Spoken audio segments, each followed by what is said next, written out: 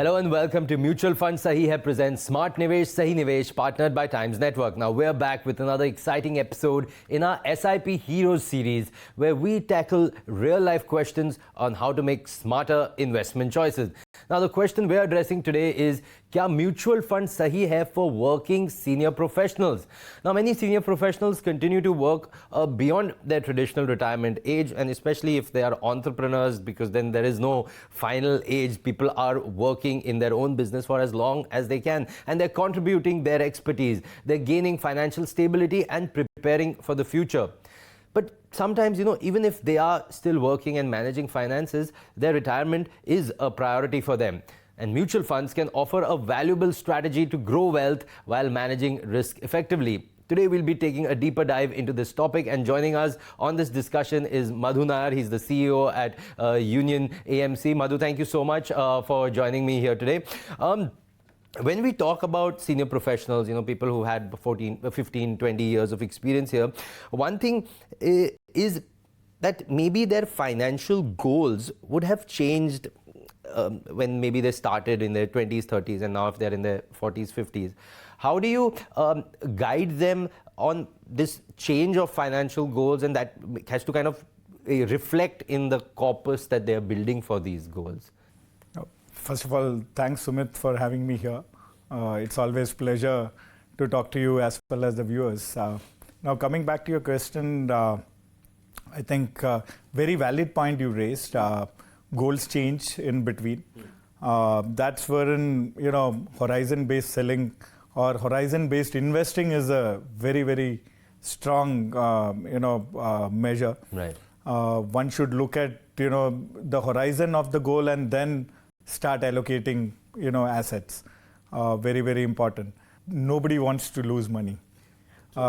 People hate losing money, and when they talk about their risk appetite, etc., and when there is volatility, what we have seen is that people try to shy away. So people should rather take an approach of horizon-based investing rather than risk-based investing. And if some goal can be attached, so that's the predominant reason for existing goal-based investing. And yes, people should evaluate their goals from time to time. They can change. You need to have course correction. One other thing that I wanted to talk to you about, when they are reviewing these goals and their portfolio, is there kind of like a number as to how often should this be reviewed? What's your advice? So, reviewing, very, very frequently doesn't help, because, the key is the end goal or end destination, and when you start reviewing, actually the outcome would be, a result of your portfolio, but it should be the reverse, Your end goal should be your result, and then portfolio should be constructed. So I'm not a big believer in reviewing portfolios very, very periodically. But like health checkups, as I was saying, once in a year is a good way to look at it. There is this kind of a thumb rule which says 100 minus your age should be invested in equity. If you're talking about these senior professionals who are working and their investments are in mutual funds, whether a mix of equity, debt, or hybrid, or whatever mutual funds that they have their investment in, as they progress in age, is there some advice that should they also be kind of moving their balance, their asset allocation from equity towards more like debt, or it could be a different combination for people? Good question, an age-old question. I have a different take here. Traditionally, everybody believes that 100 minus age should be your allocation on equity, etc. But we have to also remember two things. One, I think your lifespan is getting elongated. So your 80s is your new 70s. That's number one. And the second part is also very, very important, because we are all talking about investments, etc. But let us also talk about the source, which is your income. I think 50s has become new 60s. When I said, and I'm telling you reverse, because I said 80s become new 70s, which means your lifespan is elongated. But 50s is becoming, which means professionals are getting obsolete at 50 rather than going all the way to 60. So that's wherein that age minus your 100 minus age number may not be the right equation. Again, the horizon-based investing is a much better way to look at it. And so you are actually piggy-banking on Indian economy, which will do well over the next 20 years. And that should be translated into capital markets, whether it is Indian equities or fixed income, and Indian equities specifically. And that's wherein equities can create, huge amount of wealth. I would even say, wherein I've come out in public and said that, this is a space wherein Indians can actually create intergenerational wealth. Madhu, one other thing happens is when someone's been is a senior professional, like again said, maybe more than 2 decades of work experience, they sometimes might be feeling that, and especially if that person is somewhere in the finance function, they feel like, okay, I manage the finances of the company that I own or the company that I work with. I'll manage my own personal finances also, and let's not have an advisor. Your experience on this, how have you seen it? Does it make sense even for senior professionals to get an advisor or just, do it on their own, DIY, as you say? I think that's the biggest myth, I think, because I can tell you about my experience. I use a financial advisor, and I started using a financial advisor at an early age, and that's proved really beneficial. I can tell you, there are enough reasons, but let me name few. One, I think investing is more emotional than rational. And then you tend to succumb to that, and then you make wrong decision. And that's where in financial advisor, people think that financial advisor will be able to predict markets. I think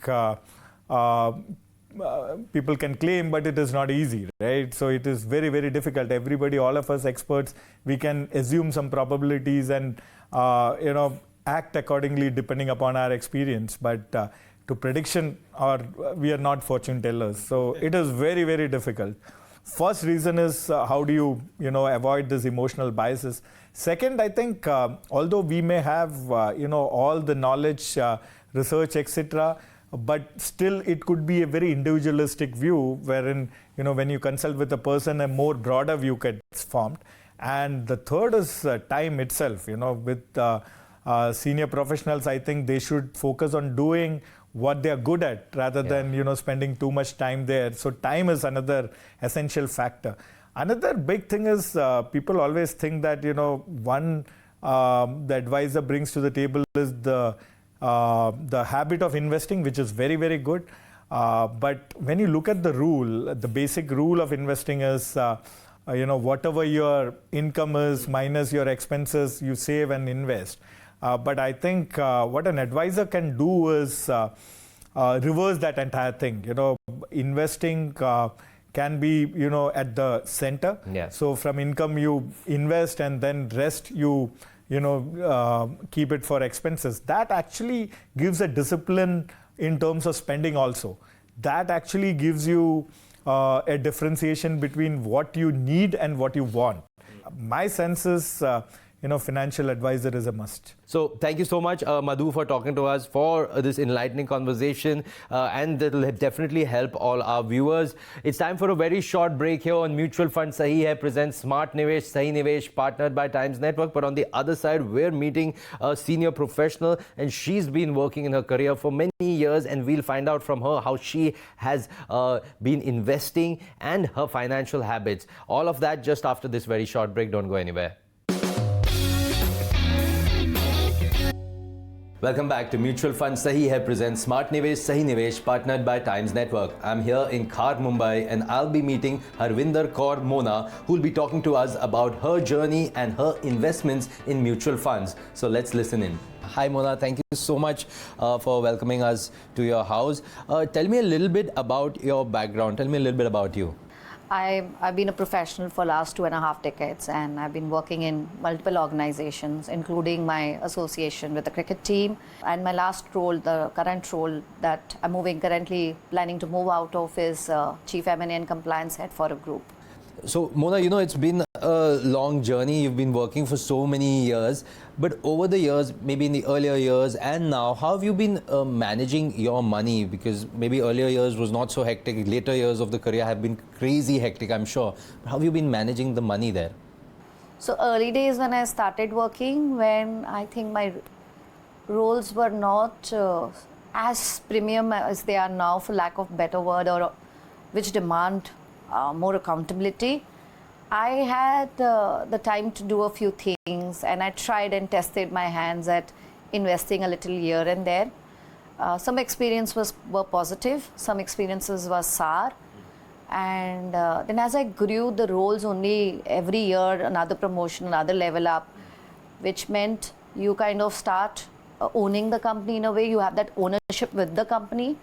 It put my own investment. I was saving a lot of money, but my investment were passive. In the sense I was not watching them grow. They were just put into either deposits or however. There were also a time when funds were lying idle in my account, and I did nothing for them in 90 days.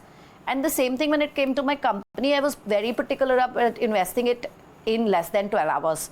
If I was getting funds in, the funds should have been invested. So I think I did I started my first SIP when my daughter was born. Right. And it was as low as 1,000 rupees, because I wanted to test whether it works. It worked beautifully. I kept on doing SIPs. SIPs kept on increasing. The amounts kept on increasing. But I think big time I started investing in 2019. Those were again smaller investments, growing from 1,000 to 10,000 to a couple of more thousands and thousands adding to it. And honestly, getting into mutual funds is one of the best decisions I ever made. And I absolutely have no regrets. And Mona, you spoke about how you started investing a major portion of the money around 2018, 2019. In 2020 came COVID, so of course the markets tanked. What were your thoughts then? Because your portfolio must have been depleted by a sizable amount back then.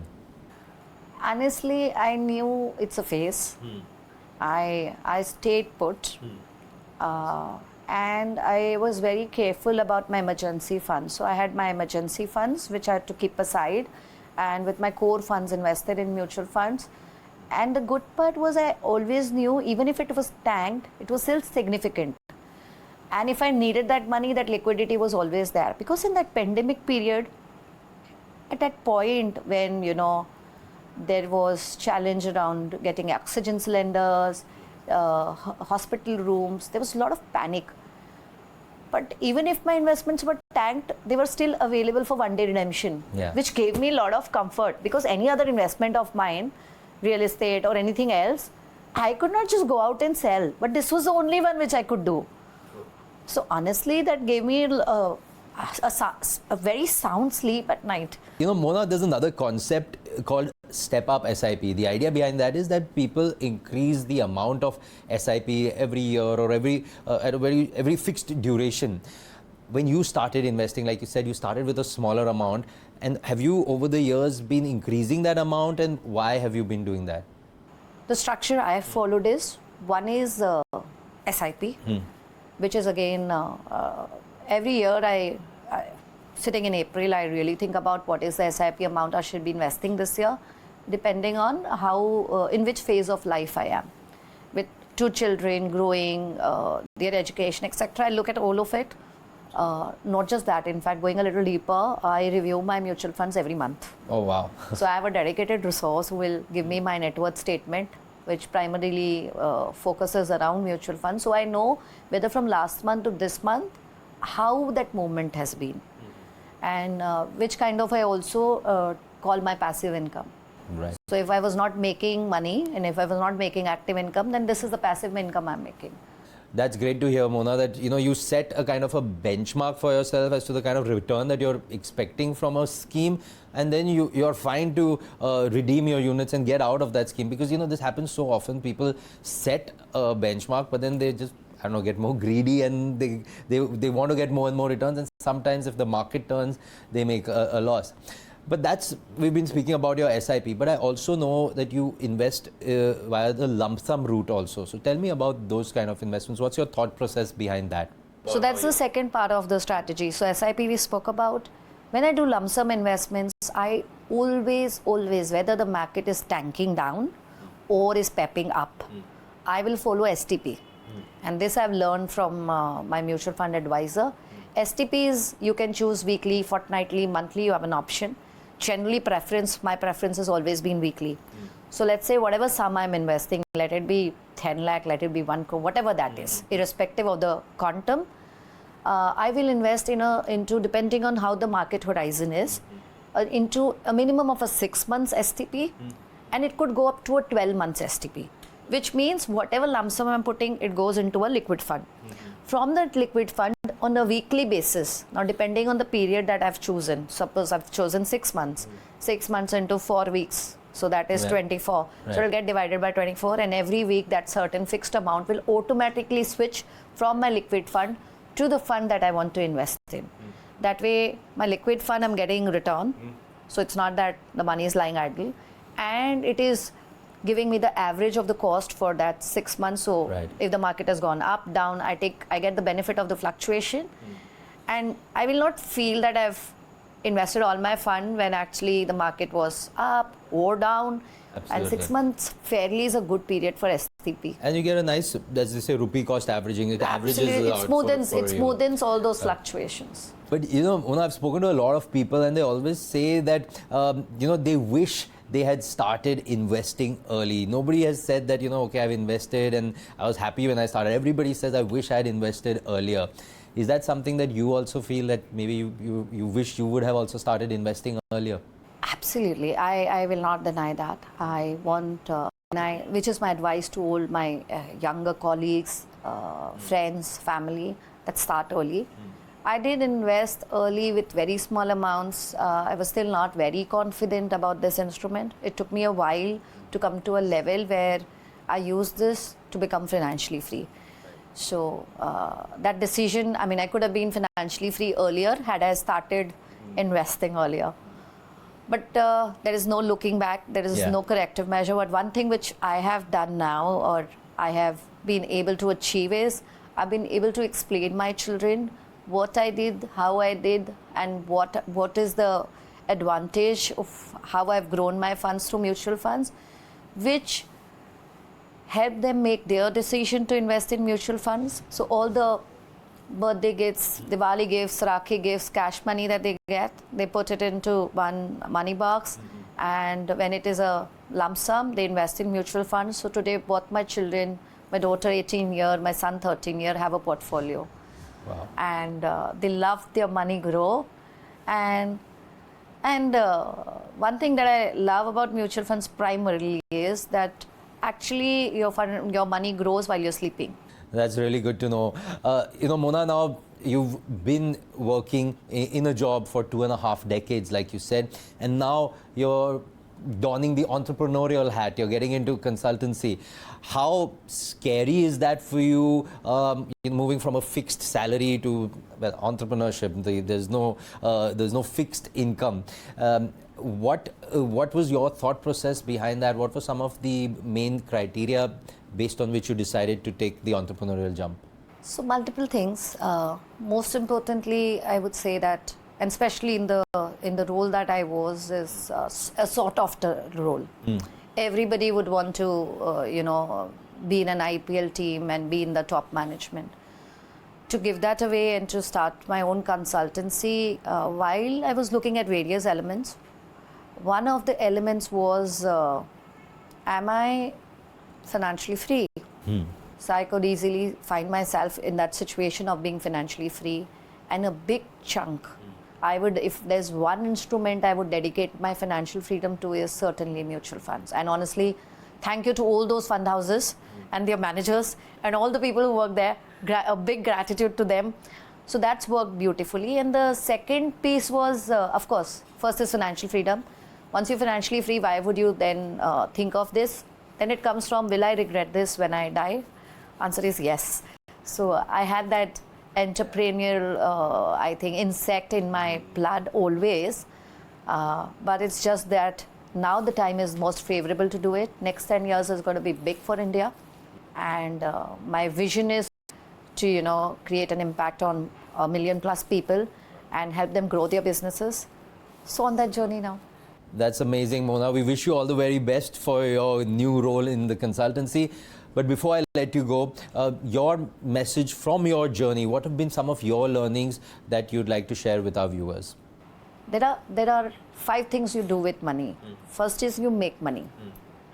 then is you spend money, then is you save money, then you invest money. And after investing, you have to reinvest your money. So I think somewhere people of the 5 things miss one or the other. People who are saving, sometimes they end up just saving but not ensuring that it is invested for it to grow. Saving and investing is one piece, growing wealth is another. Thank you so much, Mona, for talking to us and for sharing your inspiring story with us. Well, that's all on this very special episode of Mutual Fund Sahi Hai presents Smart Nivesh, Sahi Nivesh, partnered by Times Network. Thank you so much for watching.